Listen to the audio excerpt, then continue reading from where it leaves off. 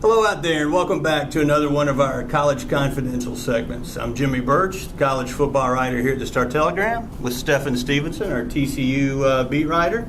We're going to kick around some of the hot topics in college football this week. We got a big game in College Station, big issues in Austin, and big quarterback change at TCU. And Stephen, what about Trevon Boykin? It's his team again, just like in 2012. When he took over for Paul Hall, who had to lead the team for the last 9 games. And I think in some ways this is good for TCU. It kind of clears out the clutter at quarterback, although Paul Hall was the starter the first 2 games. Boykin is much improved. His passing motion's better, and he gives defenses something to think about on the ground, as everybody knows. Yeah, he's been the more effective guy from what I have seen the first 2 games. I think you're right. Paul Hall didn't have a lot of time to prove himself, but I think fairly evaluating it, Boykin probably has played better so far. Yeah. Speaking of effective guys, Johnny Manziel, very, very effective last week. Also playing an FCS defense, Sam Houston State. Big jump up in competition this week against Alabama. Will be fascinating. It's the most hyped game in the state of Texas. I'm excited. Yeah. Since like 2008 season, Texas-OU that year was a top 5 matchup. Tech and Texas in 2008 up in Lubbock was comparable. It's been a long time since we've had a game this big. Can it live up to the hype? I think it can. What about you?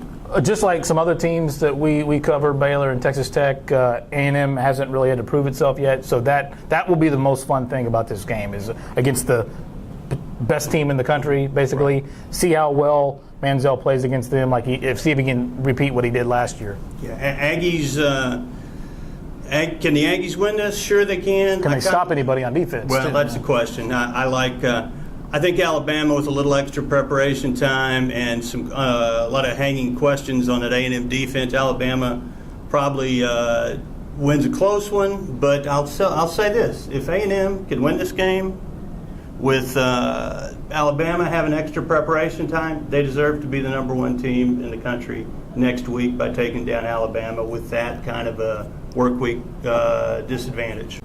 Okay, we're talking about teams with off-field issues and week of game distractions. Texas. None bigger. Yeah. None bigger. Had to let go of their defensive coordinator, Manny Diaz. How much is Greg Robinson, the new defensive coordinator, going to be able to come in and change things? Boy, I don't know. That's very speculative.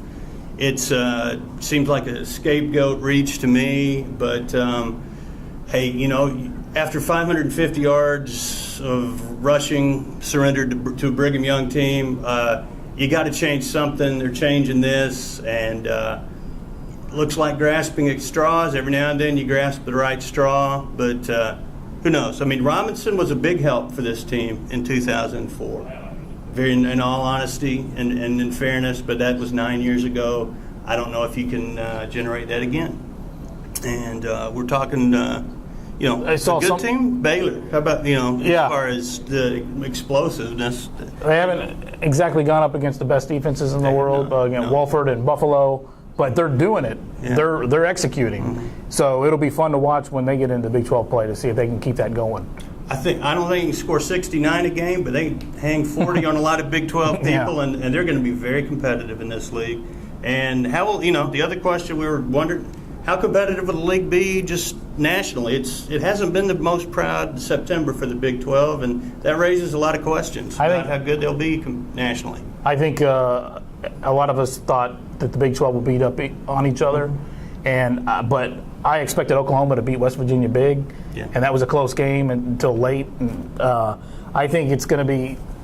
I think everybody's come down a notch, so it will be a dogfight there in November for the Big 12 title. Yeah. I think. And the big thing, Kansas State lost a non-conference game to an FCS school. Texas has already lost a non-conference game. Oklahoma plays at Notre Dame. TCU's lost a non-conference game. Really, all your big fish, except for Oklahoma State, that have some sort of statement non-conference games, haven't stepped up and hit it yet. And Oklahoma State at least beat Mississippi State, and I guess that's sort of their bell cow moment thus far. So, all right, thanks a lot for watching.